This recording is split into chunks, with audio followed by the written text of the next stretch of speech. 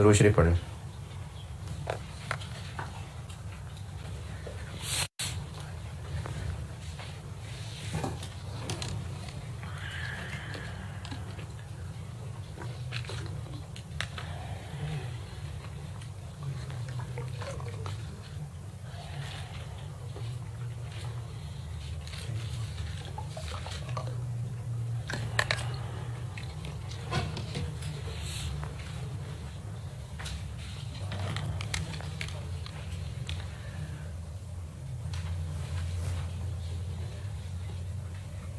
Deferred tax liability.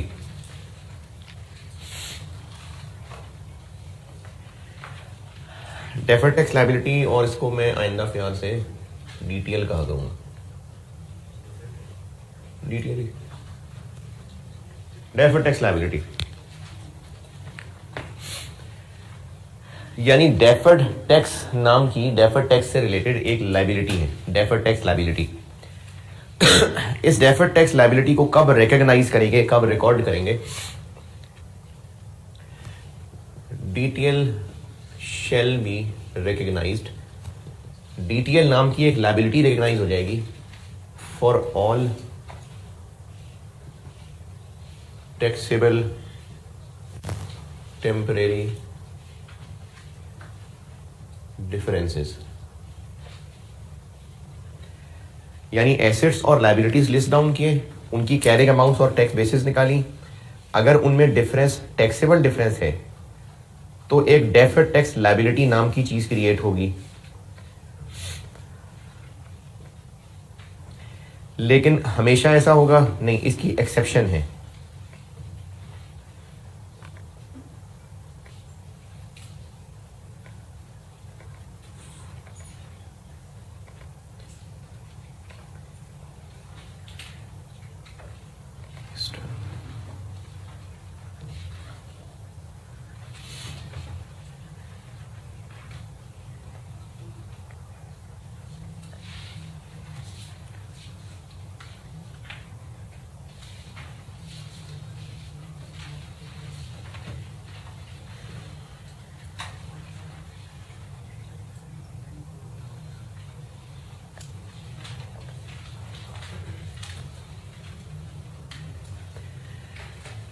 अगर taxable temporary differences होंगे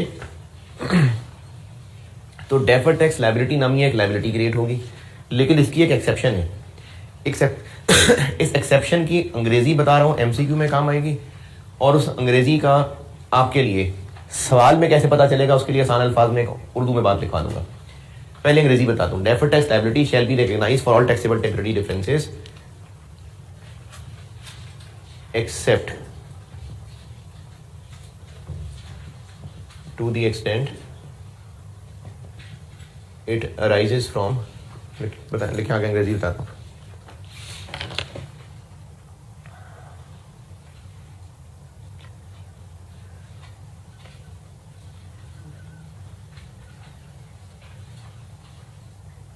यहाँ पर लिखा it arises from initial recognition. It arises from initial recognition of an asset or liability of an asset or liability in a transaction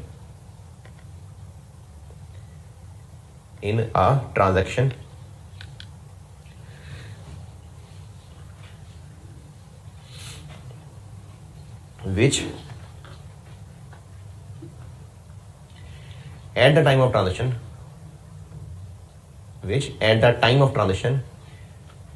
neither affects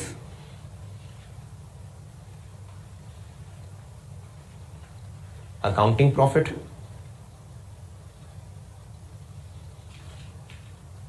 nor tax profits। सारी अंग्रेजी repeat कर रहा हूं। Deferred tax liability shall be recognized for all taxable temporary differences except to the extent it arises from initial recognition of an asset or liability in a transaction which at the time of transaction neither affects accounting profit nor tax profit।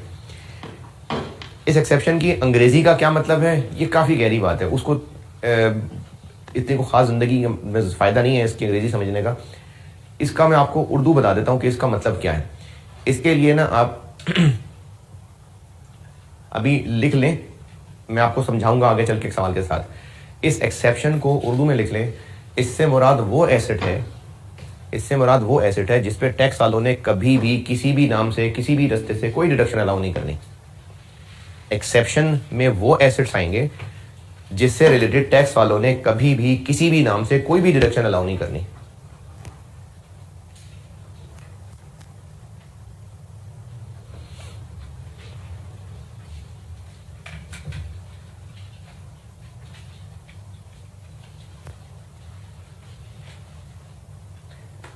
वो asset है जिससे related tax वालों ने कभी भी किसी भी नाम से किसी भी रास्ते से कोई भी डिडक्शन अलाउ नहीं करनी।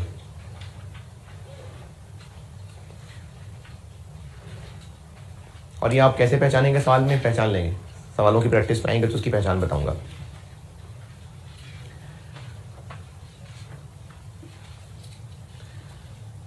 और फिर साथ ब्रैकेट में ये लिख लें कि क्वेश्चन में ये फुल एक्सेप्शन भी हो सकती है, पार्शियल एक्सेप्शन भी हो सकती है। क्वेश्चन में कोई आइटम फुल एक्सेप्शन भी हो सकती है, पार्शियल एक्सेप्शन भी हो सकती है। ये चीज़ें जब सवालों में आएंगी, अभी मैंने तरतीब से चलते हुए लिखवा दिया है, लेकिन आगे जब सवालों में आएंगी एक्सेप्शन वाली बात को फिर इस पॉइंट को समझाऊंगा। और लेकिन अंग्रेजी नहीं, मैं ये उर्दू ही समझाऊंगा। इस एक्सेप्शन की उर्दू रिपीट कर रहा हूँ। इससे मुराद वो एसेट है, इस एक्सेप्शन से मुराद जिसकी टैक्स वालों ने कभी भी किसी भी नाम से किसी भी रास्ते से कोई डिडक्शन अलाउ नहीं करनी। इस एक्सेप्शन में वो है। और क्वेश्चन में कोई आइटम पार्शियल एक्सेप्शन भी हो सकती है, फुल एक्सेप्शन भी हो सकती है। बस अभी लिख लें, बाकी फिर आगे इसका इस्तेमाल आएगा तो बताऊंगा। डेफर्ड टैक्स लायबिलिटी बनेगी, रिकॉर्ड होगी, यानी हमारी बुक्स में रिकॉग्नाइज होनी चाहिए for all taxable temporary differences. इसके लिए कैलकुलेशन होगी। कैलकुलेशन ये होगी कि अगर टैक्सेबल डिफरेंस हुआ,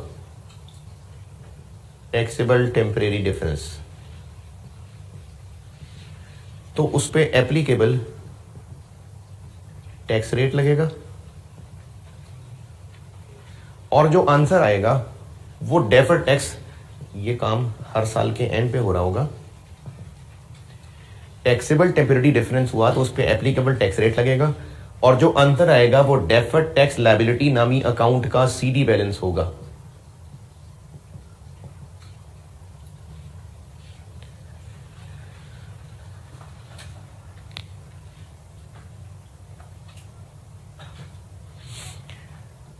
थोड़ा सा मिलता जुलता जैसे प्रोविजन फॉर डाउटफुल डेट होती है। जब डेटर्स के ऊपर परसेंटेज लगाते हैं तो जो आंसर आता है वो प्रोविजन का सीडी होता है। तो अगर ईयर एंड के ऊपर टैक्सेबल डिफरेंस हुआ उस पर एप्लीकेबल टैक्स रेट लगेगा, जो भी उसका एप्लीकेबल टैक्स रेट है। जो आंसर आएगा वो डेफर्ड टैक्स लायबिलिटी नामी अकाउंट का सीडी होगा। उसके बाद अभी तक चूंकि आपने रिवेलेशन नहीं पढ़ी, अभी आगे चल के पढ़ाऊंगा ओसीआई, अभी तक के लिए जितना अभी तक पढ़ाया है, इस डेफर्ड टैक्स लायबिलिटी नामी अकाउंट का अगर सीडी आ रहा है तो फिर कोई ना कोई बीडी भी आ रहा था, फिर इनका लिया जाएगा डिफरेंस। अब वो डिफरेंस बैलेंसिंग फिगर यहां तो इस साइड पे आएगी या फिर इस साइड पे आएगी। वो जो डिफरेंस होगा वो deferred tax expense for the year होगा।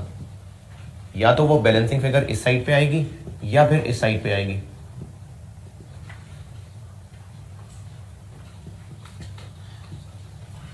अगर ये फिगर इस साइड पे आई, डेफर्ड टैक्स लायबिलिटी नाम का एक अकाउंट है, अगर बैलेंसिंग फिगर इस साइड पे निकल रही है तो ये डेबिट हो रहा है और टैक्स एक्सपेंस डेबिट क्रेडिट हो जाएगा। डेफर्ड टैक्स लायबिलिटी डेबिट हो जाएगी और टैक्स एक्सपेंस हो जाएगा क्रेडिट। ये हो गई डेफर्ड टैक्स की एंट्री।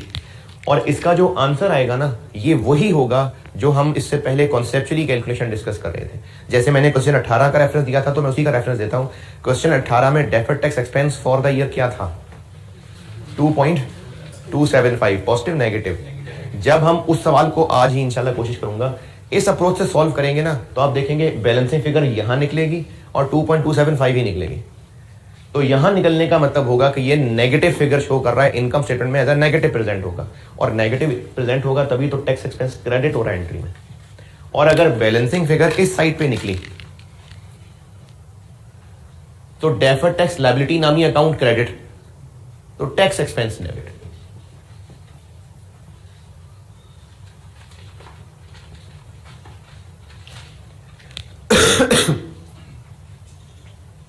तो डेफर्ड टैक्स लायबिलिटी नामी एक लायबिलिटी बन जाएगी अगर टैक्सेबल डिफरेंस हुआ तो।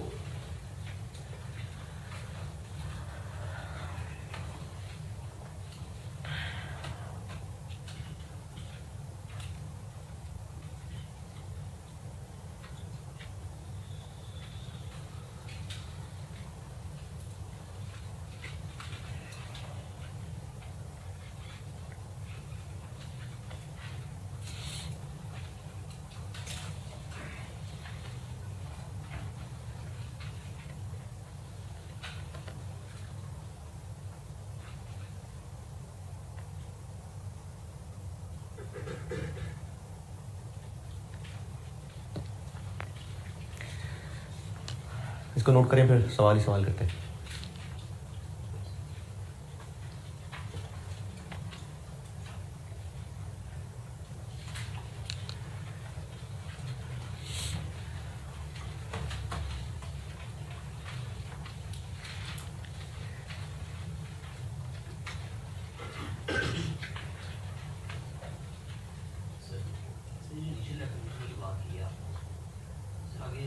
एक्सेप्शन वाली बात, इसकी अंग्रेजी, अगर इसकी अंग्रेजी समझना चाहेंगे तो वो क्लास के अलावा अगर कुछ शौकीन समझना चाहे तो, जब बिल्कुल बचपन में कम पढ़ानी शुरू की थी ना, नया नया शौक था, तो इस अंग्रेजी को सिखाने में मुझे क्लास पूरी लगती थी। तो उसके बाद फिर बच्चे पूछते अच्छा सर करना क्या है इसका, तो फिर तो फिर मुझे एक दो सेशन में अंदाज़ा हो गया कि नहीं, ये हर चीज़ स्टूडेंट की जानने वाली नहीं होती, ज़रूरी नहीं। तो इसकी अगर जानना चाहेंगे तो अलग से बताऊँ। ऐसा नहीं है कि मुझे आप अलग से पूछेंगे तो मुझे एक दिन एक लेक्चर चाहिए, हो सकता है 5 मिनट में समझा दूँ, लेकिन अवामुन नास के लिए नहीं, फ़ायदा नहीं है, काउंटर प्रोडक्टिव है। जल्दी जल्दी बता दूँ, मैंने ना आपको बेसिक सी कुछ 5 एग्जांपल्स कराई थी। इन 5 एग्जांपल्स में से एग्जांपल नंबर 2 देखिएगा।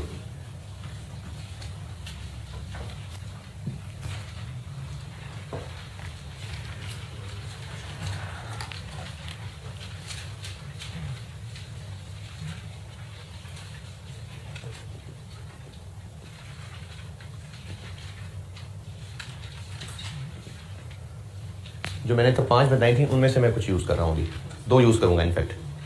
उनमें से एग्जांपल, जब डेफर्ड टैक्स का कॉन्सेप्ट समझाया था ना, करंट टैक्स वगैरह सब प्रैक्टिस करने के बाद डेफर्ड टैक्स की हेडिंग दी थी और उनको कुछ बेसिक एग्जांपल से मैंने कॉन्सेप्ट समझाया था। उसमें से एग्जांपल 2 पे आते हैं। उसमें उस एग्जांपल में क्या एसेट क्या लायबिलिटी है, वो एसेट है कि लायबिलिटी है। उस मिसाल में हमारी बैलेंस शीट बनती तो उस मिसाल से कोई एसेट जनरेट हो रहा है, लायबिलिटी जनरेट हो रही है। प्रीपेड इंश्योरेंस 2021 में पे किया था, असल में वो इंश्योरेंस रिलेट कर रही थी 22 से, तो एसेट है, प्रीपेड इंश्योरेंस एसेट है। तो इस मिसाल को मैंने उस वक्त एक्सपेंस हमने कितना माना, टैक्स वालों ने कितना अलाउ किया, इस रास्ते से बताया था। अब मैं इसी मिसाल को IAS 12 वाले रास्ते से बताता हूँ। एग्जाम्पल 2, इसमें प्रीपेड इंश्योरेंस का जिक्र आने लगा। जब 2021 की बैलेंस शीट बनेगी, 2021 की, तो ये प्रीपेड इंश्योरेंस बैलेंस शीट में कितना आएगा? 2021 की, 21 और 22 था ना, 2021 की बैलेंस शीट में कितना प्रीपेड इंश्योरेंस नाम का एसेट आ रहा होगा? 20,000। 2022 में कितना आ रहा होगा? 0, क्योंकि उसमें तो एक्सपेंस बन गया। तो 2021 में इसकी कैरिंग अमाउंट 20,000 और 2022 में कैरिंग अमाउंट 0। इसकी टैक्सेशन थी कैश बेसिस पे कि एक्रूवल बेसिस पे? तो इस प्रीपेड इंश्योरेंस की टैक्स बेस क्या होगी? 0। 2022 में भी 0 और 21 में भी 0। पहले तो ये 4 फिगर्स क्लियर कर लें। प्रीपेड इंश्योरेंस 2021 में पे की थी, असल में 22 से रिलेटेड थी, तो 21 का ये प्रीपेड इंश्योरेंस एसेट हो गया। कैरिंग अमाउंट यानी बैलेंस शीट में क्या आएगा? 20,000 की फिगर थी। 22 में एक्सपेंस बन जाएगा, 22 में इस एसेट की कैरिंग अमाउंट 0, खत्म हो जाएगा, प्रीपेमेंट खत्म। टैक्स बेस इसकी 0 ही थी। क्यों 0? क्योंकि सारा पहले ही अलाउ हो गया, तो टैक्स बेस 0। अगर एंड वाली टिप्स भी याद कर लें तो आपको बताया था कि prepaid expense, accrued expense, advance income, accrued income, debtor, creditor, अगर इनकी रिलेटेड आइटम्स की टैक्सेशन कैश बेसिस पे है तो इनकी टैक्स बेस 0। तो 21 में भी 0, 22 में भी 0। ये काम अपने कब करना है? हमने हर साल 2021 के एंड पे जब आए तो 2021 में इस एसेट की कैरिंग अमाउंट टैक्स बेस में डिफरेंस था, 2022 में डिफरेंस खत्म हो गया। तो इस आइटम पे डिफरेंस था, खत्म हो गया, इसलिए इसको टेम्परेरी डिफरेंस कहते हैं।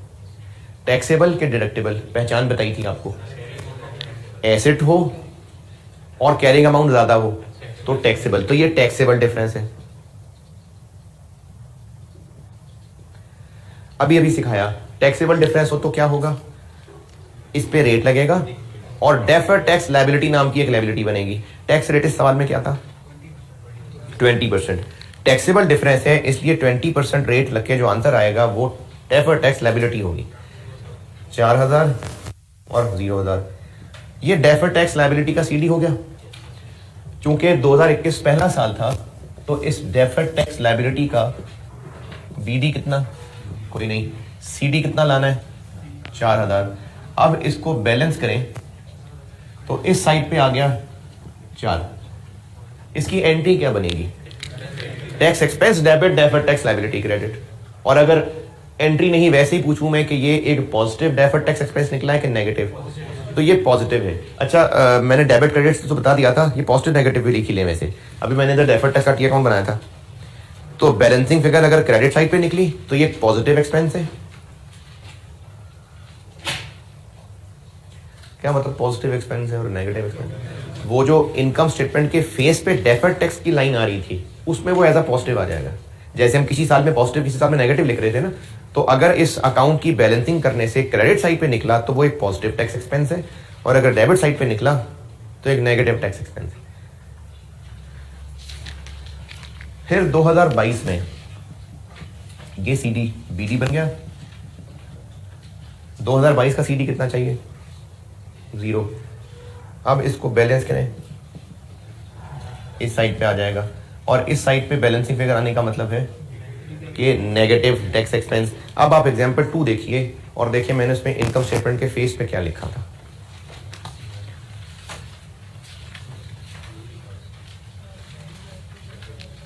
(2022) में 4000 पॉजिटिव, 22 में नेगेटिव टैक्स एक्सपेंस लिखा हुआ है, ये इधर आ रहा है, और 21 में ये देखिए इधर आ रहा है। तो वहां पर मैंने कराते हुए कॉन्सेप्चुअली समझाया था कि एक्सपेंस इधर था, डेफर्ड टैक्स वहां आना चाहिए था, टैक्स एक्सपेंस सेविंग वहां आनी चाहिए थी, नहीं है हमने खुद सेविंग डाली थी, वो वहां कॉन्सेप्ट था। यहां पर सिर्फ एक प्रोसीजर बनाया किसी साइंसदान ने, उसका एंड रिजल्ट वही निकल रहा है जो तब कॉन्सेप्चुअली सिखाया था। ये IAS 12 की अप्रोच है कि साल के एंड पे एसेट्स और लायबिलिटीज, अभी तो मैंने एक मिसाल दी है ना, मैं पहले डेफर्ड टैक्स एसेट भी करा दूं, फिर हम एग्जाम क्वेश्चंस पे आ जाएंगे। उसमें सारा काम सारे एसेट्स लायबिलिटीज का एक ही लिस्ट में हो रहा होता है। तो हम अप्रोच क्या फॉलो कर रहे हैं IAS 12 की, कि साल के एंड पे सारे एसेट्स लायबिलिटीज की कैरिंग अमाउंट निकलेगी, उनकी टैक्स बेसिस निकलेंगी, उन कैरिंग अमाउंट टैक्स बेसिस का डिफरेंस निकलेगा, उस डिफरेंस पे रेट लगेगा, वो डिफरेंस पे रेट लग के जो आंसर आएगा वो क्लोजिंग डेफर्ड टैक्स होगा, उस क्लोजिंग और ओपनिंग का डिफरेंस लेंगे, तो जो बैलेंसिंग फिगर होगी वो deferred tax expense for the year हो जाए, जो इनकम स्टेटमेंट के फेस पे नजर आना है। कॉन्सेप्ट वो था, ये उस कॉन्सेप्ट तक पहुंचने का रास्ता है। अच्छा ये भी इलॉजिकल नहीं है, इसकी भी लॉजिक है, लेकिन अभी थोड़ी देर में बस बताता हूं।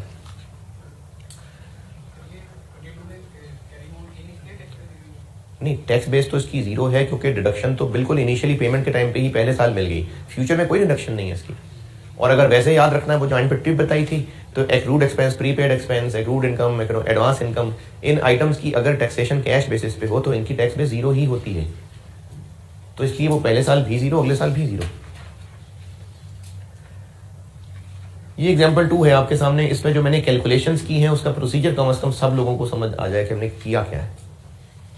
ओके, एग्जाम्पल 4 देखें। एग्जाम्पल 4,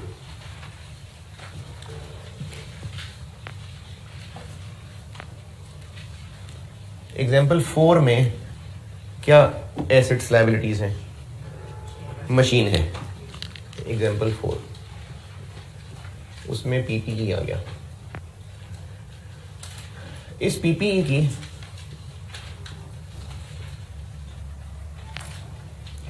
(2020) 2020 की बैलेंस शीट में कैरिंग अमाउंट क्या आ रही होगी, 45,000 का एसेट था, 45,000 का था यार। लैंड की कॉस्ट 45,000 थी पहले साल 15,000 डेप्रिशिएट हो गया, कैरिंग अमाउंट क्या आ गई 30। कैरिंग अमाउंट मतलब हमारी अकाउंटिंग की बुक्स में। अगले साल 15 और डेप्रिशिएट हो गया, 15 रह गया। तीसरे साल 15 और डेप्रिशिएट हो गया, 0। टैक्स बेस क्या होगी? पीपीई है, प्लांट है, टैक्स बेस कैसे निकले? 45,000 में से पहले साल उन्होंने डिडक्शन अलाउ कर दी 22,500, बाकी क्या रह गया 22,500। फिर दूसरे साल अलाउ कर दी 13,000, बाकी क्या रह गया 90। फिर तीसरे साल 9,500 भी अलाउ कर दी, 0। टैक्स बेस देखिए, आई समझ?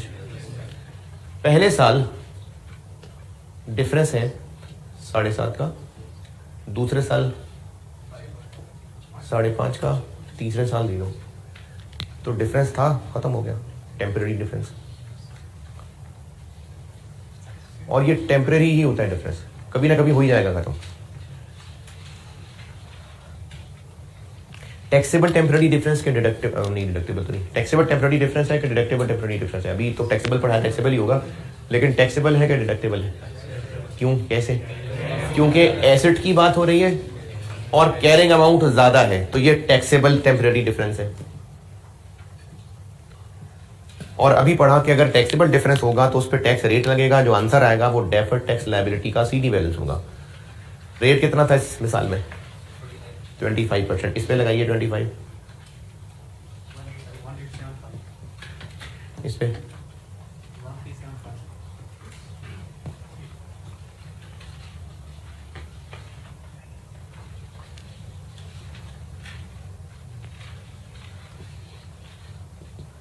BD 0, CD चाहिए 2020 में 1875, बैलेंस किया, इस साइड पे 1875 आ गया। फिर 2021 में ये CD BD, 2021 में CD चाहिए 1375, इस साइड पे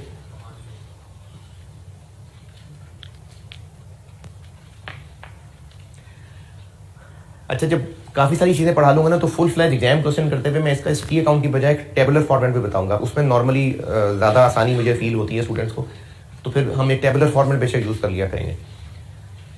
और 2022 में ये CD BD बन गया और CD कोई नहीं है इस साइड पे। अब इस सारी मेहनत का एंड रिजल्ट देखिए, 20 में इस साइड पे आ रहा है positive tax expense, negative tax expense positive, 21 में इस साइड पे, 22 में इस साइड पे। तो देखिए उस एग्जांपल 4 के सॉल्यूशन में क्या किया था, 20 में क्या था, 21 में क्या था, 22 में क्या था।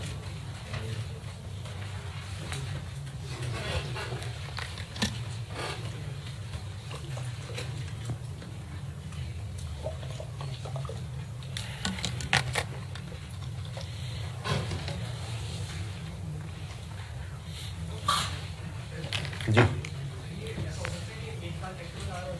हाँ, अभी मैंने डिडक्टिबल बताया नहीं ना, तो फिर अभी नहीं करूंगा ऐसा। डिडक्टिबल बता दूंगा तो हो सकता है। तो ये है IAS 12 की अप्रोच कि हर साल के एंड पे एसेट्स लायबिलिटीज की कैरिंग अमाउंट निकलेंगी, टैक्स बेसिस निकलेंगी, उनका डिफरेंस निकलेगा। अगर वो डिफरेंस टैक्सेबल डिफरेंस हुआ तो उस पर टैक्स रेट लगेगा, जो आंसर आएगा वो डेफर्ड टैक्स लायबिलिटी नाम के अकाउंट का CD होगा। हर साल यही काम हो रहा होगा और BD/CD का डिफरेंस बताएगा कि for the year deferred tax expense क्या है, और प्लस या माइनस साइन दोनों के साथ। ये IAS 12 का बिल्कुल बेसिक सा सवाल, IAS 12 की अप्रोच कि डेफर्ड टैक्स कैलकुलेशन कैसे होगी।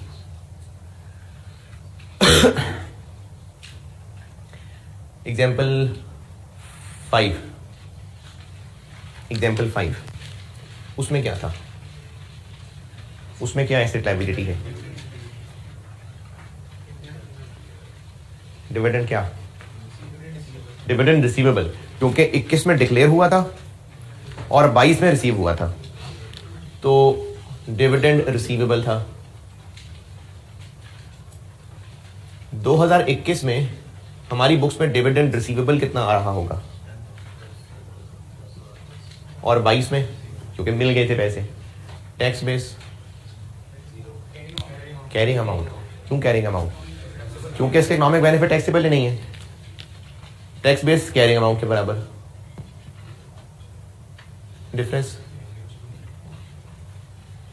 डिफरेंस ही नहीं है तो डेफर्ड टैक्स ही नहीं बनेगा। तो देखिए उस सवाल में क्या था, डेफर्ड टैक्स ही नहीं था। तो ये जो टैक्स बेस के बुजुर्गों ने फार्मूले बनाए ना, असल में फार्मूले बनाए हैं, डिजाइन ऐसा बनाया कि इस कोने में फिट हो जाए। अब जैसे इस मिसाल, ये जो इसमें डिविडेंड इनकम एग्जाम थी, टैक्स बेस के फार्मूले बनाने वालों ने ऐसी अंग्रेजी निचोड़ के निकाली होगी कि इस पे डेफर्ड टैक्स नहीं लाना ना इस पे, तो इसका टैक्स बेस का फार्मूला ऐसा बनाया कि डिफरेंस ही ना आए कैरिंग अमाउंट के बराबर, ताकि ना डिफरेंस आए ना डेफर्ड टैक्स बने। इस तरह से डेफर्ड टैक्स के टैक्स बेस के फार्मूले बनाए गए। ये जो फार्मूले कल समझाने की कोशिश की थी वो बुजुर्गों ने यही सोच के बनाए हैं कि एंड कहां पहुंचाना है, उस हिसाब से डिजाइन किए हुए हैं। अच्छा, अब इसमें तो खैर डेफर्ड टैक्स ही नहीं है। इन दोनों मिसालों से एक बात मैं बस वैसे ही नॉलेज के लिए बताता हूं और एक बात कॉन्सेप्ट को बेहतर करने के लिए बताता हूं। पहले सिर्फ नॉलेज के लिए बात सुने। 2021 में ये डिफरेंस आ रहा है 20,000 का। ये डिफरेंस क्यों है अकाउंटिंग और टैक्स के रूल में? क्या डिफरेंस हुआ इस ट्रांजैक्शन में? एक खर्चा था जो कैश 2021 में इनकर हुआ, टैक्स वालों ने उसको 21 में ही अलाउ कर दिया, हमने 22 में मानना है। अच्छा, हमने इसको मानना है 22 में। 21 में एक बिला वजह का एक्सपेंस हमें अलाउ हो गया। फॉर द टाइम बीइंग हमारी ऐशी हो गई। कैसे ऐशी हो गई? टैक्स कम हो गया। लेकिन हमें इसका पता है कि कल जब हम एक्सपेंस मान रहे होंगे तब टैक्स देना पड़ जाना है फिर भी। ये बात दोबारा सुने। प्रीपेड इंश्योरेंस एग्जाम्पल 2 के अंदर क्या हुआ? अच्छा, एक वक्त में सारे सुन रहे होते फिर बताता हूं। मैं आपको इस वक्त दो चीजें बता रहा हूं। एक चीज सिर्फ नॉलेज के लिए, ना समझ आए ऊपर से जाना है जाने देना। दूसरी बात है तो नॉलेज के लिए, लेकिन शायद उससे और बेहतर हो जाए कॉन्सेप्ट। पहली बात सिर्फ नॉलेज के लिए, इस इंश्योरेंस को हमने 2021 में पे किया, लेकिन एक्सपेंस हमने 22 में माना, यानी हमारी बुक्स में एक्सपेंस ये 22 का है।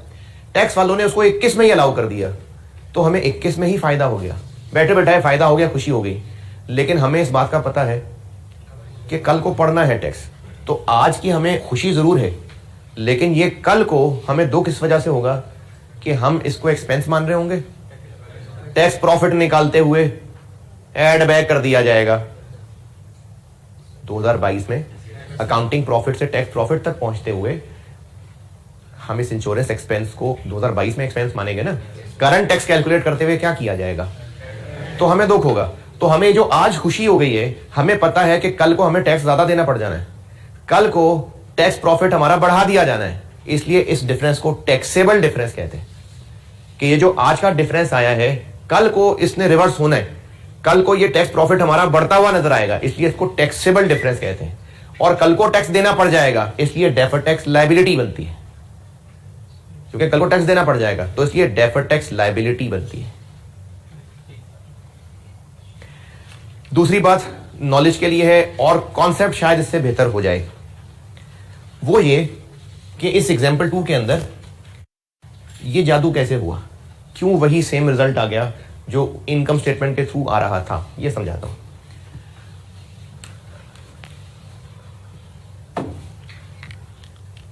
दो 2021 में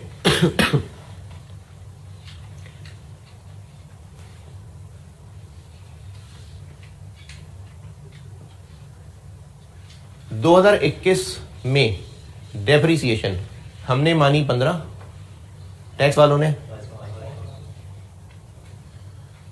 तो 30 रह गई कैरिंग अमाउंट, 22,500 रह गई टैक्स बेस। 2022 नहीं 21, ये 20 है। 2021 में हमने मजीद कितनी डेप्शन चार्ज की? 15। टैक्स वालों ने अलाउ की 95, 13, बाकी रह गया 15, 95। 2022 में हमने 15 चार्ज की, उन्होंने 95 अलाउ की, बाकी रह गया 0। 2021 के कॉन्टेक्स्ट में एक चीज समझाता हूं आपको। 2020 में फॉर द ईयर 20 अकाउंटिंग और टैक्स फिगर में कितना फर्क आया?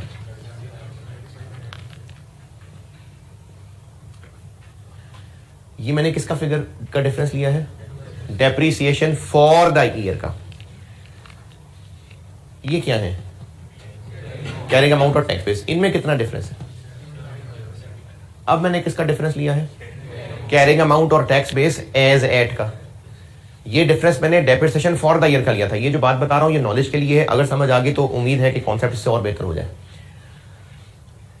अगर ना भी समझ आई तो कैलकुलेशन करनी सबको आनी चाहिए। 2021 में मजीद कितना डिफरेंस आया अकाउंटिंग फिगर और टैक्स फिगर में? 2021 के एंड पे इसमें और इसमें डिफरेंस। अब 2021 की एक बात मैं समझाने लगा हूं। ये जो 7,500 है ये 2020 में डिफरेंस अराइज हुआ और 2020 तक भी इतना ही डिफरेंस है। 2020 में फॉर द ईयर 20 अकाउंटिंग और टैक्स फिगर डेप्रिसिएशन में इतना फर्क है। 2020 तक इतना ही फर्क है क्योंकि एक साल गुजरा है। 2021 में 2000 का फर्क है। 2021 तक 5500 का फर्क है। मई और तक देखें 2021 में यानी फॉर द ईयर 21 2000 का डिफरेंस है। 2021 तक यानी क्यूम्युलेटिव डिफरेंस कितना रह गया? क्यों? क्योंकि पहले वो डिफरेंस 75 था और वो डिफरेंस इस तरह था कि ये फिगर ज्यादा थी ये कम थी। अब ये ज्यादा हो कि ये कम हो गई यानी 2 का डिफरेंस रिवर्स हो गया। तो अब 2022 तक का डिफरेंस क्या रह गया? 5500। ये फिर देखिए 2020 में फॉर द ईयर 20 इतना डिफरेंस, ईयर 20 तक इतना ही डिफरेंस। 2021 में इतना डिफरेंस, 2021 तक इतना डिफरेंस। ये मई और तक वाली बात, मई तक for the year as at, ये 2021 में डेप्रिसिएशन का फर्क है और ये 2021 तक एक्यूमुलेटेड डेप्रिसिएशन का फर्क है। ये दोनों साथ मिल गए ना इसमें। ये फिगर कैसे कैलकुलेट की? सीधी, ये वाला सीधी इस 7500 पे रेट लगा के।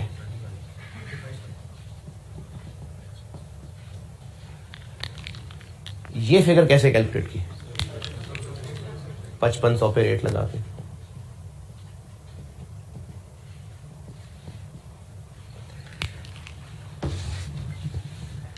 ये डेफर्ड टैक्स का बैलेंस निकला है 20 तक के डिफरेंस पे रेट लगा के। ये डेफर्ड टैक्स का बैलेंस निकला है 21 तक के डिफरेंस पे रेट लगा के। इनमें अगर डिफरेंस लिया जाए तो वो वही होगा ना जो इस 2000 पे रेट लगा के आंसर आ जाता। तो P&L मेथड में हम क्या कर रहे थे? हम इस 2000 पे रेट लगा रहे थे। P&L मेथड में क्या किया था? Depreciation for the year accounting figure और टैक्स फिगर के डिफरेंस पे रेट लगाया था। तो इस मेथड से सेम एंड वही वाला रिजल्ट इसलिए आ गया क्योंकि वहां पर हम डायरेक्टली क्या कर रहे थे? फॉर द ईयर, जो उस ईयर में डिफरेंस आया उस पर रेट लगा रहे थे। जबकि यहां पर हम क्या कर रहे हैं? पहले क्या लगाया? पिछले साल तक के डिफरेंस पे रेट, इस साल तक के डिफरेंस पे रेट, फिर इन दोनों फिगर्स का डिफरेंस लिया। तो वो क्या आंसर आना था मैथमेटिकली? 2000 पे रेट लगा लेते तो भी डिफरेंस आ जाता। तो ये जो रेट लगाना था ये P&L मेथड था। इस पे रेट लगाना, इस पे रेट लगाना और इन दोनों का डिफरेंस ले लेना, ये है असल में बैलेंस शीट मेथड। असल IAS 12 मेथड ये है। और सेम आंसर इसलिए आ रहा है, आपके सामने रिजल्ट बताया कि P&L मेथड में हम डायरेक्टली इस 2000 पे रेट लगा रहे थे, जबकि बैलेंस शीट मेथड में इस पे रेट लग रहा है, इस पे रेट लग रहा है और फिर इन दोनों का डिफरेंस ले रहे हैं। तो वही आना है अगर इसी पे रेट लगा के आंसर निकाल लेते। इसलिए ये जादू नहीं है, इसीलिए ये आंसर बस वही आ रहा है जो P&L मेथड का था। ये बात ओके? डेफर्ड टैक्स लायबिलिटी, फिर मैं डेफर्ड टैक्स एसेट बताता हूं। हर साल के एंड पे एसेट्स और लायबिलिटीज का डिफरेंस निकलेगा। अगर किसका डिफरेंस निकलेगा? एसेट्स और लायबिलिटीज की कैरिंग अमाउंट और टैक्स बेस। अगर उनमें मौजूद डिफरेंस टैक्सेबल डिफरेंस हुआ तो उस पर लगेगा रेट, और रेट लग के जो आंसर आएगा वो डेफर्ड टैक्स लायबिलिटी नामी एक अकाउंट का CD होगा।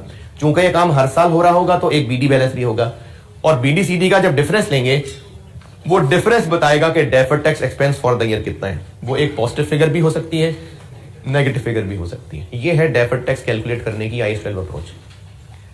अब आते हैं डेफर्ड टैक्स एसेट पे। इसमें से जो जो लिखना है लिखे, मैं फिर बिठा के डेफर्ड टैक्स एसेट बताता हूँ। फिर एक फुल फ्लैज क्वेश्चन पे आते हैं।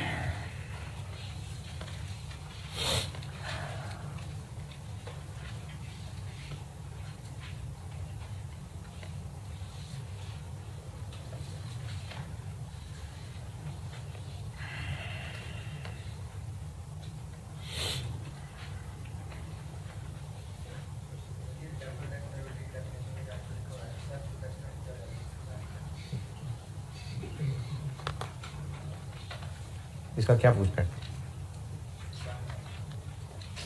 क्या मतलब अभी एक्सेप्ट होने, मैंने आगे उर्दू बताई है ना कि ये एक्सेप्शन सवाल में कैसे पहचानेंगे। एग्जैक्टली इसका मतलब क्या है, इस एक्सेप्शन का करना क्या है, सवाल में कैसे पहचानेंगे, वो मैं आपको जरूर करा दूंगा अभी कुछ आगे चल के, आज नहीं, ये भी एक दो सवालों के बाद। लेकिन एग्जैक्टली इस इंग्लिश का मतलब क्या है, ब्रेंडन?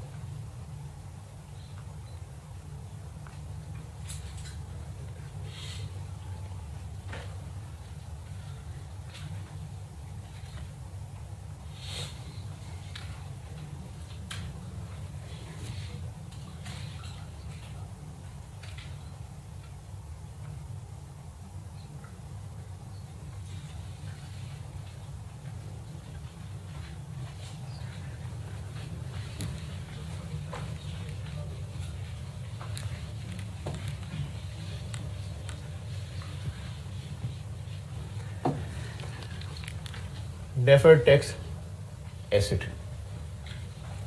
और इसको मैं प्यार से DTA कहा करूँगा। Deferred tax asset shall be recognised for, यानी डेफर्ड टैक्स एसेट नाम का एक एसेट रिकॉर्ड होगा। जिस तरह पहले डेफर्ड टैक्स लायबिलिटी नाम की एक चीज रिकॉर्ड हो रही थी, अब डेफर्ड टैक्स एसेट नाम का एक एसेट रिकॉर्ड होगा for all deductible temporary differences except to the extent, वो अंग्रेजी रिपीट कर लें या ना रिपीट करें, कोई बात नहीं, इधर देखें।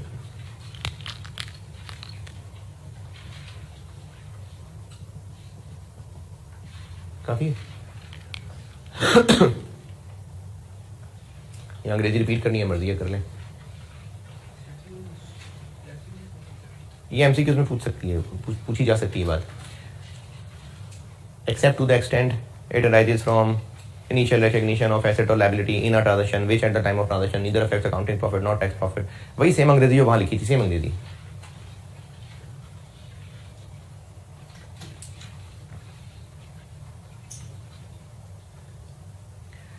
और जिस तरह वहां एक्सेप्शन आपके एग्जाम के लिए आपको उर्दू में बताइए क्या,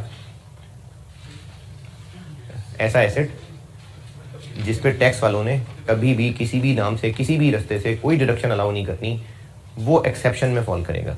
यहां पर आपके लेवल पे एक ही मिसाल है और वो उर्दू में ब्रैकेट में लिख लें, इससे मुराद वो गवर्नमेंट ग्रांट लायबिलिटी है। इस एक्सेप्शन में आपके लेवल पे एक ही है, वो गवर्नमेंट ग्रांट लायबिलिटी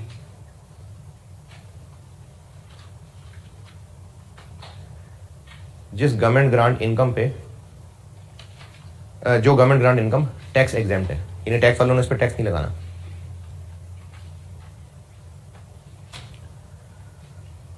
वो गवर्नमेंट ग्रांट लाइबिलिटी जिस गवर्नमेंट ग्रांट इनकम को टैक्स ने एग्जेम्प्ट किया हुआ, वो है आपके लेवल की बस इसकी एक्सेप्शन।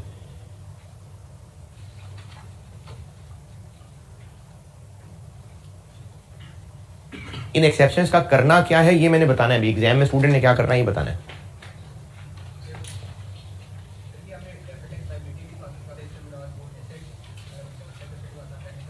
जी जी बिल्कुल ऐसे ही है, बिल्कुल होशोवास में कह रहा हूँ, बिल्कुल ऐसे ही है।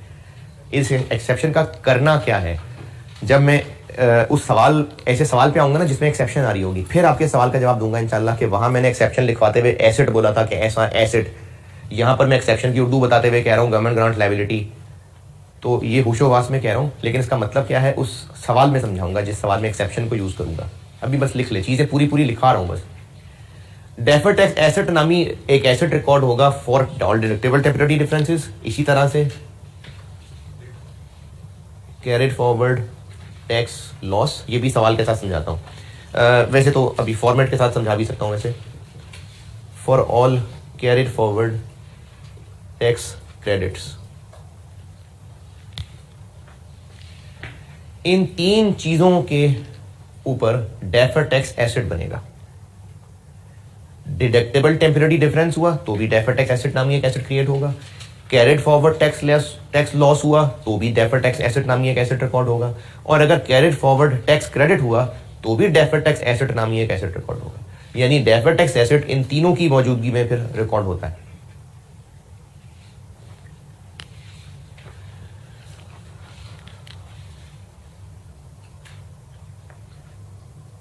Only to the extent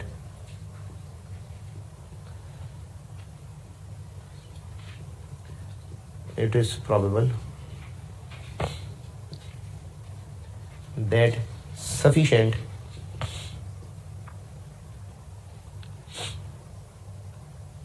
future taxable amounts will be available.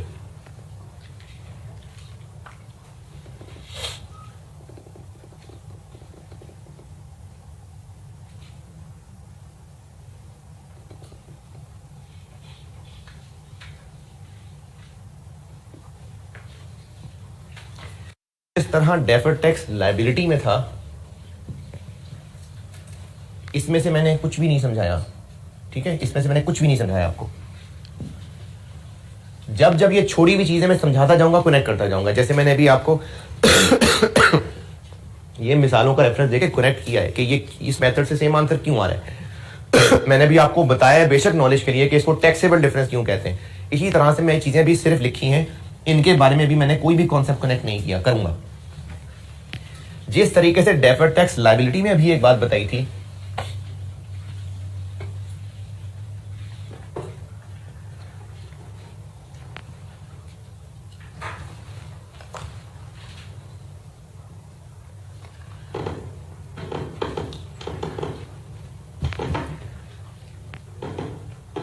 कि टैक्सेबल डिफरेंस हुआ, उस पर रेट लगा के जो आंसर आएगा वो क्या होगा। अभी डेफर्ड टैक्स लायबिलिटी में बताया था, डेफर्ड टैक्स लायबिलिटी नामी अकाउंट का। तो यहां पर भी ऐसे ही है कि जो डिडक्टेबल डिफरेंस होंगे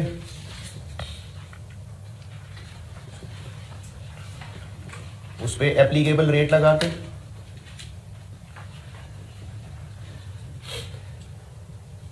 कैरिड फॉरवर्ड टैक्स लॉस हुआ तो इस पे एप्लीकेबल टैक्स रेट लगा के,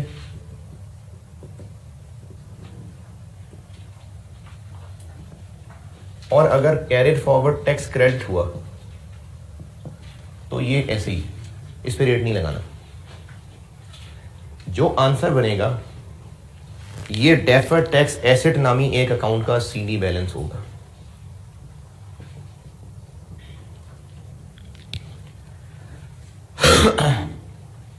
ये जो मैं भी आपको ये फार्मूले बता रहा हूं ना, एग्जाम क्वेश्चन तक पहुंचने ये ऐसे इस तरह नहीं रह जाने, क्योंकि सब चीजें मिक्स हो जानी है। टैक्सेबल डिफरेंस भी आ जाना है, डिडक्टेबल डिफरेंस भी आ जाना है। उसके लिए मैंने फिर एक टेबुलर फॉर्मेट बनाया है, मैं वो यूज करवाया करूंगा।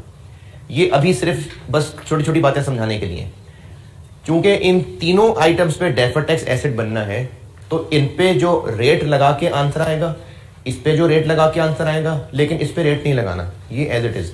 ये डेफर्ड टैक्स एसेट नामी अकाउंट का सीडी बैलेंस है, इस पे रेट क्यों नहीं लगाया, टैक्स क्रेडिट। ये ऑलरेडी एक टैक्स ही की अमाउंट होती है कि टैक्स में इतनी छूट है। ये जो आंसर आएगा ये सीडी होगा।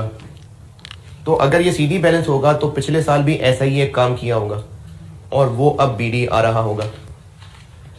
ये सीडी इधर, और फिर बैलेंस करेंगे तो बिल्कुल डेफर्ड टैक्स लायबिलिटी की तरह या तो बैलेंसिंग फिगर यहां निकलेगी या फिर बैलेंसिंग फिगर यहां निकलेगी।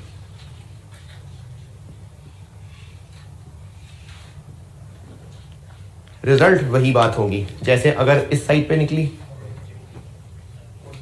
इस साइड पे, तो वो एक नेगेटिव एक्सपेंस को रिप्रेजेंट कर रहा होगा, यानी डेफर्ड टैक्स एसेट नामी एसेट डेबिट और टैक्स एक्सपेंस क्रेडिट।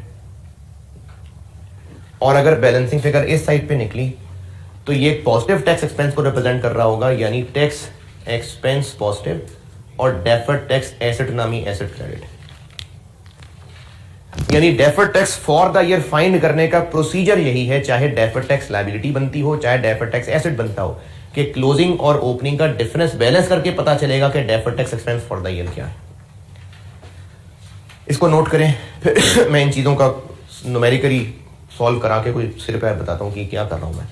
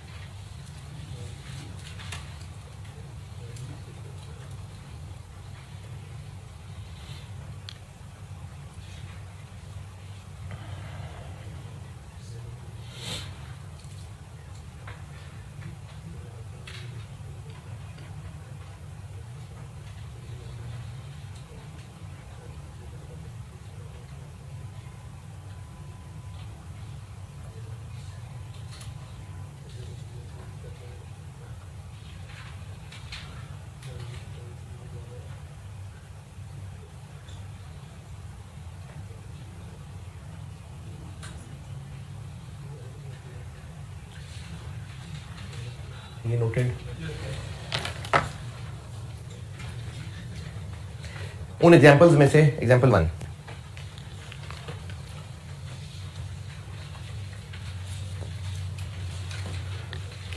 उन एग्जाम्पल्स में से एग्जाम्पल 1 क्या हुआ था। एग्जाम्पल 1 में एडवांस में रेंट मिल गया था, तो इसमें क्या है, कोई एसेट है, लायबिलिटी है। Advance rent liability, advance rent था इस मिसाल में 2021 2022। एडवांस रेंट लायबिलिटी 2021 में कितनी आ रही होगी उसमें 15,000। 2022 में क्यों, इनकम बन गई। 2021 में हमें एक रेंट रिसीव हुआ था जो कि असल में 2022 में किराए पे जगह दी हुई थी, उसका रेंट था। तो 21 में एडवांस इनकम, 22 में वो इनकम बन गई, एडवांस रेंट खत्म। इसकी टैक्सेशन कैश बेसिस पे थी इस सवाल में, तो tax base 0। Advance income, accrued income, prepaid expense, accrued expense, debtor, creditor, अगर इनकी रिलेटेड आइटम की टैक्सेशन कैश बेसिस पे हो तो टैक्स बेस 0। 2021 में डिफरेंस 15,000, यहाँ कोई नहीं डिफरेंस था, खत्म हो गया, टेम्पररी डिफरेंस। डिडक्टेबल के टैक्सेबल, क्यों डिडक्टेबल, क्योंकि लायबिलिटी की इस वक्त बात हो रही है, कैरिंग अमाउंट ज्यादा है, तो ये डिफरेंस डिडक्टेबल है। डिडक्टेबल डिफरेंस हो तो उस पर रेट लगा के डेफर्ड टैक्स एसेट बनेगा। कितना टैक्स रेट था इस सवाल में 25%, 25% लगा के डेफर्ड टैक्स एसेट बनेगा।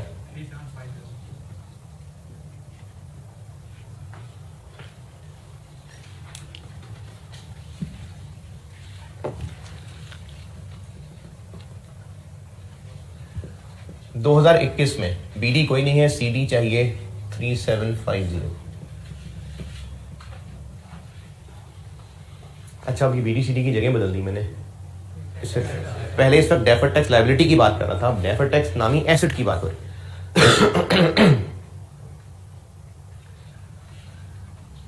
इस तरह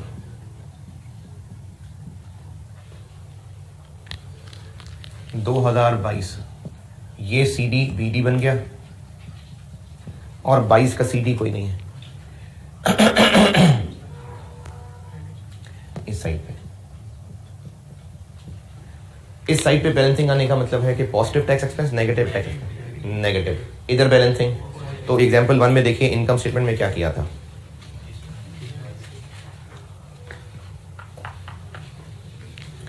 इक्कीस में नेगेटिव था, 22 में पॉजिटिव था। बस इस एक्सरसाइज से मैं आपको पहुंचा ये रहा हूं कि जो तब आपको कॉन्सेप्चुअली चीज बताई थी डेफर्ड टैक्स होता क्या है, अब आपको सिर्फ IAS 12 का प्रोसीजर बताया कि प्रोसीजर ये है, एंड रिजल्ट वही आ जाएगा जो सब समझाया था।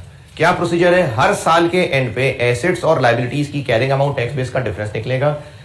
अगर वो डिफरेंस टैक्सेबल हुआ तो उस पर रेट लगा के डेफर्ड टैक्स लायबिलिटी क्रिएट होगी। अगर वो डिफरेंस डिडक्टेबल हुआ तो उस पर रेट लगा के डेफर्ड टैक्स एसेट क्रिएट होगा। और ये काम चूंकि हर साल होगा, इसलिए डेफर्ड टैक्स लायबिलिटी है या डेफर्ड टैक्स एसेट है, इनका BDCD होगा, उसका डिफरेंस बताएगा कि deferred tax for the year कितना है। एग्जाम्पल 3,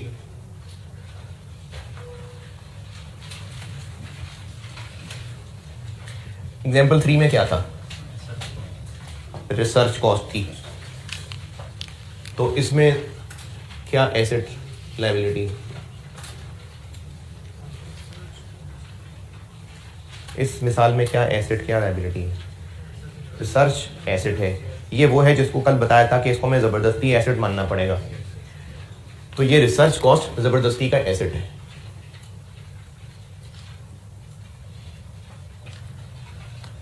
(2021 2022) जबरदस्ती का एसेट है। कैरिंग अमाउंट 0,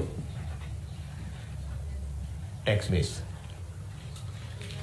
2021 में हमने खर्चा किया था 12,000, टैक्स वालों ने उनमें से 6,000 तो 21 में अलाउ कर दिया, बाकी 6 बाद में करना था। तो 2021 में tax base 6,000।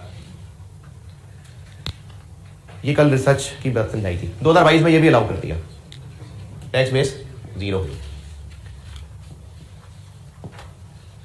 Taxable difference, deductible difference, क्योंकि एसेट है और कैरिंग अमाउंट कम है तो डिडक्टेबल डिफरेंस।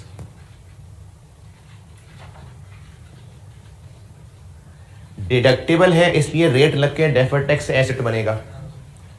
टैक्स रेट इस सवाल में 30% था।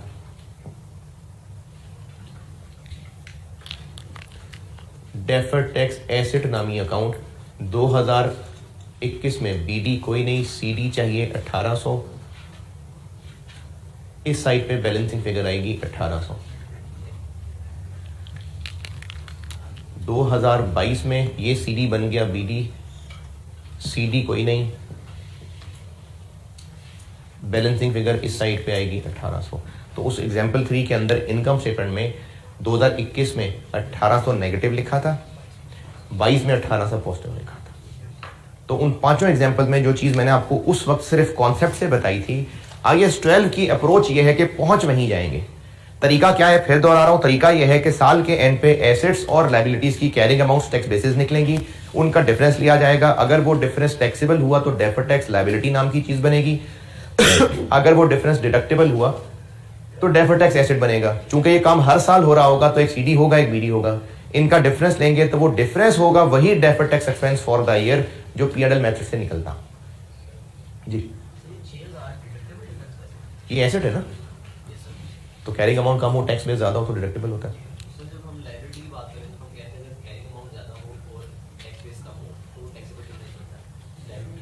दोबारा, मैं deferred tax asset, deferred tax liability नहीं कह रहा। हम इस वक्त किस आइटम के ऊपर कैरिंग अमाउंट टैक्स बेस का डिफरेंस ले रहे हैं? इस मिसाल में वो आइटम एक एसेट है, इस मिसाल में वो आइटम एक लायबिलिटी है। पीपीई वाली मिसाल में पीपीई क्या था? एसेट था। प्रीपेड इंश्योरेंस वाली मिसाल में प्रीपेड इंश्योरेंस क्या था? एसेट था। तो हम जिस आइटम की बात कर रहे हैं वो अगर एसेट है तो कैरिंग अमाउंट ज्यादा तो टैक्सेबल, टैक्स बेस ज्यादा हो तो डिडक्टेबल। हम जिस आइटम की बात कर रहे हैं अगर वो लायबिलिटी है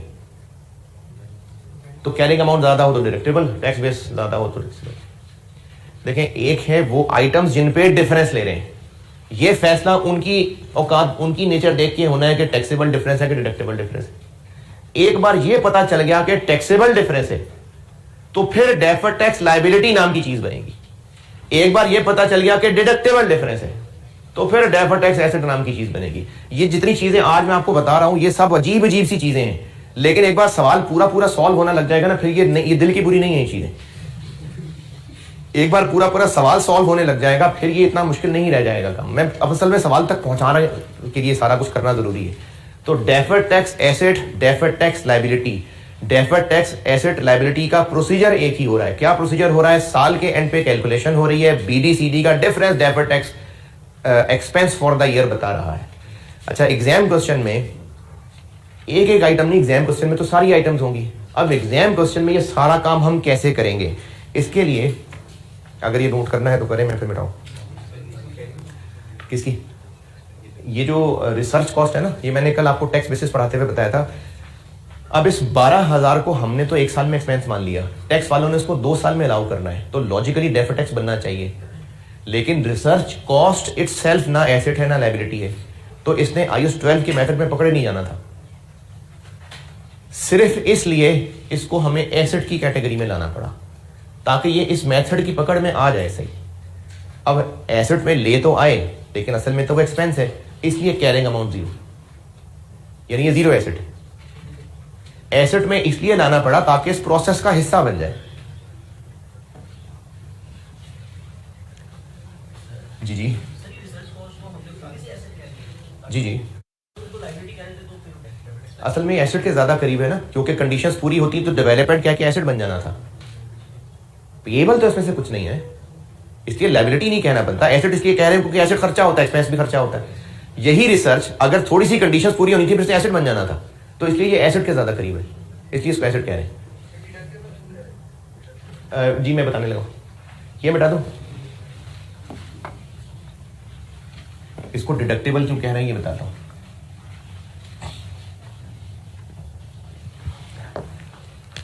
अब आते हैं एग्जाम क्वेश्चंस के लिए, क्योंकि ये तो मैंने आपको एक एक करके इसके लिए मैंने एक टेबुलर फॉर्मेट बनाया हुआ है, एग्जाम क्वेश्चन में वो यूज किया करेंगे। आप आइए पेज 79 पे, page 79 deferred tax calculation page 79 पे आ जाए। एग्जाम क्वेश्चंस को अब मैं बात करता हूं।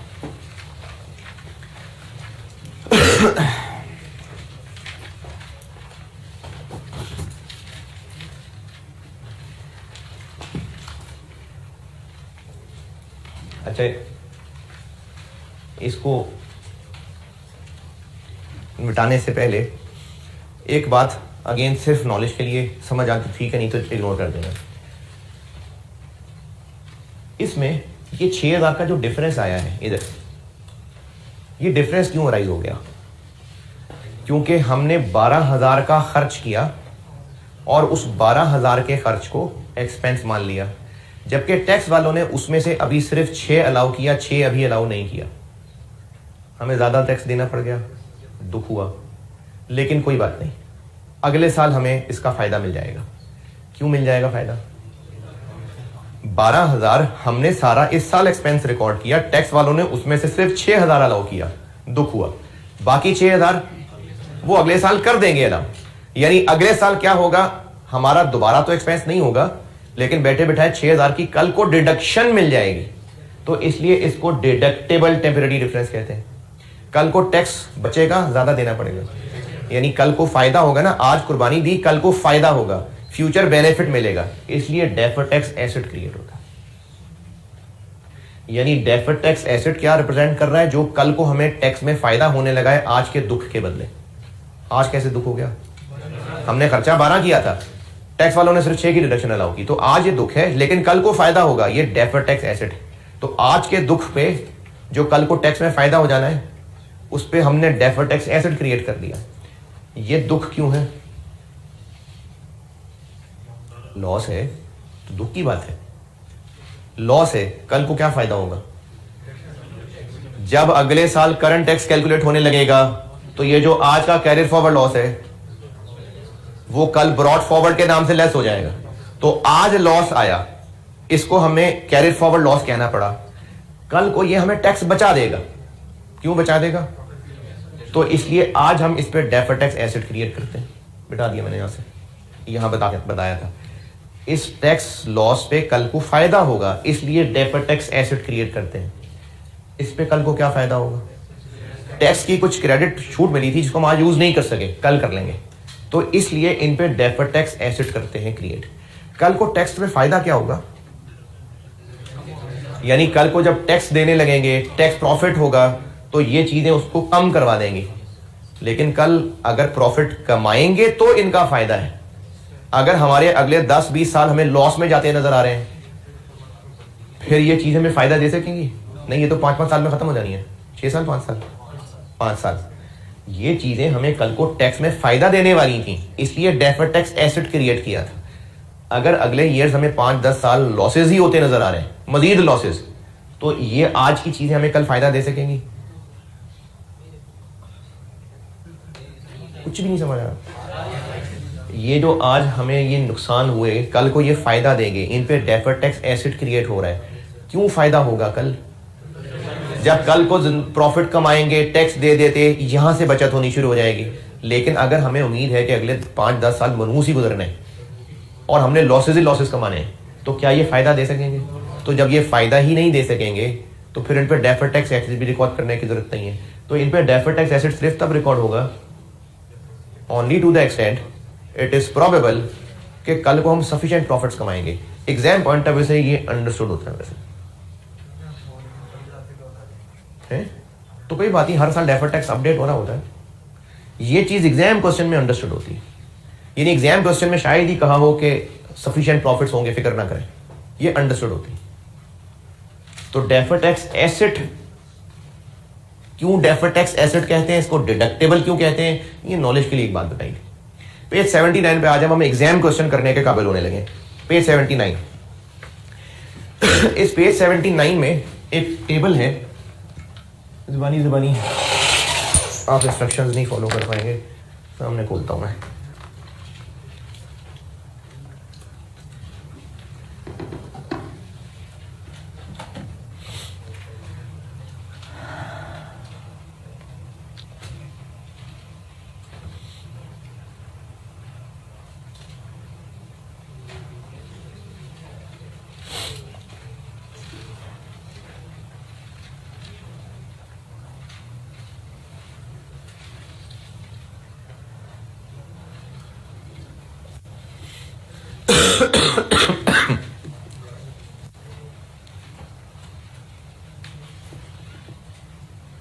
बुरा मान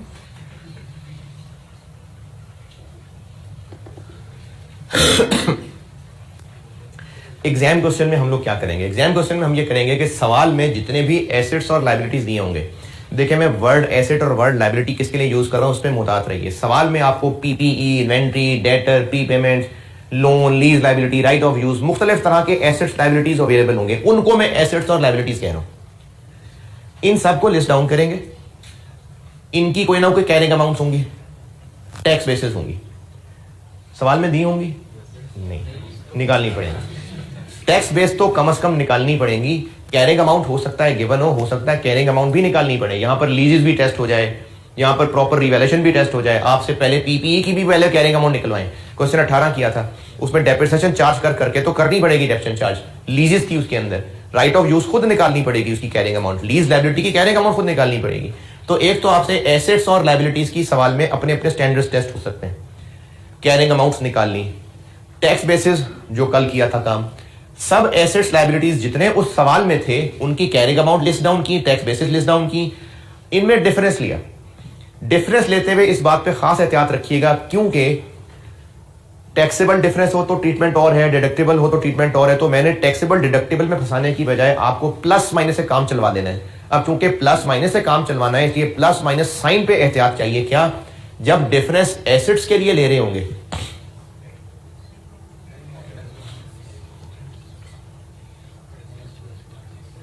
जब एसेट्स में कैरिंग अमाउंट टैक्स बेस का डिफरेंस नहीं तो carrying amount minus tax base करना, और जब लाइबिलिटीज करते हुए तो tax base minus carrying amount, इसका ख्याल रखना है। ऐसा मैंने क्यों किया है? Carrying amount minus tax base करवाई है मैंने एसेट्स में, कैरिंग अमाउंट ज्यादा हुई तो पॉजिटिव आ जाएगा। मैंने कहा है carrying amount minus tax base, this minus this, ये ज्यादा हुआ तो आंसर पॉजिटिव आ जाएगा, ये कम हुआ तो आंसर, यानी एसेट्स हैं पॉजिटिव आंसर आया तो वो टैक्सेबल पॉजिटिव, क्योंकि carrying amount minus tax base करवा रहा हूं मैं, लायबिलिटी में उलट करवा रहा हूं, ताकि आपकी सारी की सारी लिस्ट के अंदर जो पॉजिटिव फिगर्स निकले वो टैक्सेबल डिफरेंस हो और जो नेगेटिव फिगर्स निकले वो डिडक्टेबल डिफरेंस हो। इसलिए मैंने प्लस माइनस की अरेंजमेंट का ख्याल रखा। नहीं, डिटेल नहीं बोला मैंने भी, अभी मैंने सिर्फ एसेट्स और liabilities carrying amount tax base बोली हैं, इनके डिफरेंस को पॉजिटिव नेगेटिव रखने का कहा है। क्यों कहा है दोबारा सुन लें। एसेट्स के एतबार से एसेट्स डेफर्ड टैक्स एसेट नहीं, PPE asset, development cost asset, right of use asset, inventory asset, उनकी बात कर रहा हूं। कैरिंग अमाउंट ज्यादा हो तो टैक्सेबल डिडक्टेबल, कैरिंग अमाउंट ज्यादा हो तो टैक्सेबल डिफरेंस। मैंने क्या किया, दिस माइनस दिस करना है। अगर कैरिंग अमाउंट ज्यादा हुई तो आंसर पॉजिटिव आएगा ना, कैरिंग अमाउंट ज्यादा हुई तो टैक्सेबल होता है, यानी पॉजिटिव आंसर को मैंने टैक्सेबल कहलाना है। लायबिलिटी में मैंने उलट कर दिया, लायबिलिटी में क्या होता है, टैक्स बेस ज्यादा हो तो टैक्सेबल डिफरेंस होता है, इसलिए मैंने दिस माइनस दिस करवाया ताकि आंसर पॉजिटिव आए, मतलब ये ज्यादा है तो उसको टैक्सेबल कहलवाना है। तो इसलिए टैक्सेबल और डिडक्टेबल के फर्क के लिए मैंने, अच्छा इससे मेरा जाती फार्मूला नहीं है, ऐसे ही करते हैं। तो इनको डिफरेंस लेते हुए carrying amount minus tax base, और इस लिस्ट में डिफरेंस लेते हुए tax base minus carrying amount. अब या तो वो डिफरेंस कोई पॉजिटिव आया होगा, कोई नेगेटिव आया होगा। शुरू के सवालों में टैक्स रेट एक होगा, जब कुछ सवाल गुजार लेंगे फिर डिफरेंट टैक्स रेट वाले सवाल भी आएंगे। अगर सबका टैक्स रेट एक ही है तो सब पे ये सेम रेट है, अगर डिफरेंट आइटम्स का डिफरेंट रेट है तो हर एक का जो रेट है एप्लीकेबल टैक्स रेट, इस डिफरेंस पे ये टैक्स रेट लगा के यहां आंसर आ जाएगा। अगर ये चीज पॉजिटिव हुई तो वो टैक्सेबल डिफरेंस है, टैक्सेबल डिफरेंस होता है तो डीटीएल बनना चाहिए, ये देखिए पॉजिटिव को मैंने डीटीएल कह दिया। अगर नेगेटिव आए डिडक्टेबल डिफरेंस, डिडक्टेबल डिफरेंस आए तो डीटीए बनना चाहिए, तो मैंने देखे नेगेटिव को डीटीए कह दिया। इन डिफरेंसेस पे रेट लगते गए, या तो वो पॉजिटिव था या नेगेटिव था। जो आंसर आया पॉजिटिव था तो ये वाला वो डीटीएल है उस पर्टिकुलर लाइन आइटम पे, और अगर नेगेटिव आया तो डीटीए है। ये आंसर आते गए रेट लग के। एसेट्स लायबिलिटीज लिखनी, ये क्या है, कैरिड फॉरवर्ड टैक्स लॉस। ये सवाल कराऊंगा तो पता चलेगा, ये आपको दिया नहीं होगा। पहले डेफर्ड टैक्स कैलकुलेट होता है कि करंट टैक्स, तो जब हमने करंट टैक्स कैलकुलेट किया होगा उसका एंड रिजल्ट अगर लॉस आ जाएगा, ये वो है। ये मैंने ब्रॉड फॉरवर्ड क्रेडिट फॉरवर्ड पढ़ाते हुए बताई हुई ये बात। जब करंट टैक्स की वर्किंग हो और उसमें एंड पे लॉस निकल आए, जब मैंने बिल्कुल शुरू में करंट टैक्स के पॉइंट बताए थे ना, उसमें मैंने ये कैरिड फॉरवर्ड एक साल में लॉस, उसको अगले साल ब्रॉड फॉरवर्ड कहते हैं, ये बात मैंने तब की थी। तो हम करंट टैक्स की कैलकुलेशन करेंगे, उसमें लॉस निकल आएगा, वो कैरिड फॉरवर्ड लॉस होगा जो यहां लिखेंगे। अच्छा, इस पे डीटीए बनाना है कि डीटीएल, तो इसलिए मैंने इसको एज अ ब्रैकेट लिखा है। इस पे रेट लगेगा, ये डीटीए आ गया। कैरिड फॉरवर्ड टैक्स क्रेडिट, इस पे भी डेफर्ड टैक्स एसेट बनाना है, इसलिए इसको भी मैंने डायरेक्टली यहां पर एज अ नेगेटिव ले लिया। अब इस वक्त मुख्तलिफ आइटम्स पे किसी पे डीटीएल बना हुआ है, किसी पे डीटीए बना हुआ है। अच्छा, अब यहां अगेन वर्ड एसेट और लायबिलिटी का फर्क देखिएगा। ये एसेट्स वो PPE asset, intangible asset, right of use asset, inventory asset, lease liability, loan liability, creditors, ये प्रॉपर एसेट्स लायबिलिटीज वाले एसेट्स लायबिलिटीज हैं। इनके ऊपर जब डिफरेंस आ रहा था तो या वो टैक्सेबल डिफरेंस था या डिडक्टेबल डिफरेंस था। जिस पे टैक्सेबल डिफरेंस था, चाहे वो इस लिस्ट में है चाहे इस लिस्ट में है, उस पे टैक्स रेट लग के डेफर्ड टैक्स लायबिलिटी बन रही है। वो इनमें भी कहीं हो सकती है, इनमें भी कहीं हो सकती है। और जिस पे डिडक्टेबल डिफरेंस आया था उस पे एप्लीकेबल टैक्स रेट लग के डेफर्ड टैक्स एसेट बन रहा है। यानी डेफर्ड टैक्स एसेट इनमें से भी किसी पे क्रिएट हो सकता है, डेफर्ड टैक्स एसेट इनमें से भी किसी के क्रिएट हो सकता है। तो एक है एसेट लायबिलिटी वाले एसेट लायबिलिटीज, और एक है डेफर्ड टैक्स एसेट इटसेल्फ जो कि एक एसेट है, और डेफर्ड टैक्स लायबिलिटी जो कि इटसेल्फ एक लायबिलिटी है। तो deferred tax liability, deferred tax liability इन पे बनेगी, इन पे नहीं बनेगी, इन पे बनेगी, इन पे नहीं बनेगी। किसी पे भी बन सकती है जिस पे टैक्सेबल डिफरेंस आ रहा होगा। और डेफर्ड टैक्स एसेट नामी एसेट किसी पे भी बन सकता है जिस पे डिडक्टेबल डिफरेंस आ रहा हो। अब इस फाइनल कॉलम के अंदर कोई फिगर टैक्सेबल डीटीएल है, कोई डीटीए है, लेकिन बिजनेस ने एंड पे एंट्री किसी एक नेट की करनी है। ये इन सब का आ गया नेट। ये है डेफर्ड टैक्स नामी अकाउंट का सीडी बैलेंस। अगर पॉजिटिव हुआ तो वो एक नेट डीटीएल है, नेगेटिव हुआ तो वो डीटीए है। डीटीएल था यहां आ गया, डीटीए होता तो यहां आ जाएगा। पिछले साल का जो बैलेंस था वो इस साल का बीडी, डीटीएल है तो इधर लिखेंगे, डीटीए है तो इधर लिखेंगे। वहीं पे 79 पे से मैं आगे 80 पे चला गया। फिर बीडीसीडी का डिफरेंस आएगा तो वो tax expense for the year होगा। ये बाकी ओसीआई वाली चीजें, ये ओसीआई पढ़ना है अभी। BD CD. अच्छा, bank account, bank cash at bank overdraft हो तो वो एक क्रेडिट बैलेंस होता है, और बैंक में पैसे पड़े हुए हों तो दोनों का अलग अलग टी अकाउंट बनता है। टी अकाउंट एक ही होता है, उसी में क्रेडिट बैलेंस भी आ सकता है, डेबिट भी आ सकता है। तो डेफर्ड टैक्स का अकाउंट एक है। अगर डीटीएल हुआ तो वो क्रेडिट बैलेंस होगा, डीटीए हुआ तो डेबिट बैलेंस होगा। या इधर होगा या इधर होगा, या सीडी इधर होगा या सीडी इधर होगा। ये अब मैं फुल फ्लैश कल क्वेश्चंस की प्रैक्टिस कराऊंगा तो ये शक्ल कुछ क्लियर होगी। ऐसा हो सकता है कि ओपनिंग डीटीएल और क्लोजिंग डीटी हो, ऐसा हो सकता है जी।